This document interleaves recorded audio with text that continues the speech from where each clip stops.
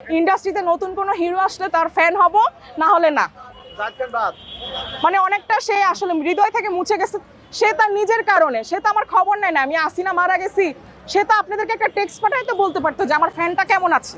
সাকিব খান ভাইয়ের মতো একজন নম্র, ভদ্র, ধৈর্যশীল, নিরহংকারী মানুষ, এত বিনয়ী মানুষ আমি আমার মানে লাইফে দেখিনি। সারা বাংলাদেশে যেন মিজান ভাইয়ের ভাতের হোটেলের শাখা থাকে, সেই দোয়া, সেই কামনার জন্য মূলত এই ফুলটা দিয়ে তাকে শুভেচ্ছা জানানো বা তাকে বরণ করা, মানে তার ব্লেসিং আর কি, দোয়া।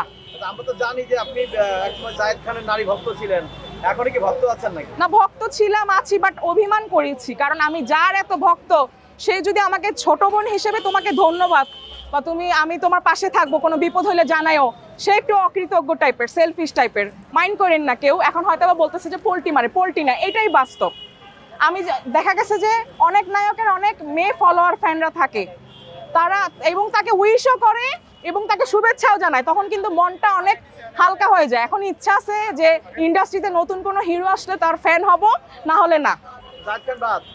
মানে অনেকটা সে আসলে হৃদয় থেকে মুছে গেছে, সে তার নিজের কারণে। সে তো আমার খবর নেয় না আমি আসিনা মারা গেছি, সে তো আপনাদেরকে একটা টেক্সট পাঠাই তো বলতে পারতো যে আমার ফ্যানটা কেমন আছে। না না না না, সে তো আমার ছোট বড় ভাইয়ের মতো, ভাই বাদার। আপনারা যেমন আমার ভাই বাদার, সেও আমার ভাই বাদার। কখনোই না, আমি চাইছিলাম যে চুপে সরে গিফটটা দিয়ে সালাম দিয়ে চলে যাবো, এর মধ্যে মানে আপনি সাকিব খানকে তো সরাসরি দেখেছেন তাই না?